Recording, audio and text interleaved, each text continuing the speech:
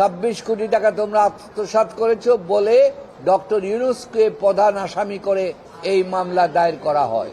আমরা এই মামলার বিরুদ্ধে আমরা কোর্টে গেলাম, বেল নেওয়া হলো এবং সেখানে আমাদের ডিসচার্জ পিটিশন দিলাম, সেটাকে সামারিলি রিজেক্ট করে আমাদের বিরুদ্ধে ডক্টর মোহাম্মদ ইউনূস সহ চার্জ গঠন করেন। তারপরে আপনারা জানেন তাকে লোহার খাঁচার ভিতরে ঢুকানো হয়েছে, আটকানো হয়েছে, বিভিন্নভাবে হেনস্থা অপমান করা হয়েছে, যার বিরুদ্ধে আপনাদের কাছে সে লোহার খাঁচা বলল যে আমি রাখবো না, রিমুভ করব।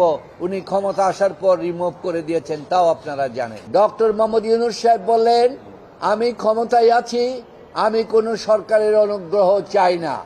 মামলার ধারাবাহিকতা, মামলা চলবে সুপ্রিম কোর্ট পর্যন্ত। এই মামলায় যদি আমি অপরাধী সাব্যস্ত হই তাহলে আমি অপরাধ মাথা পেতে নেব।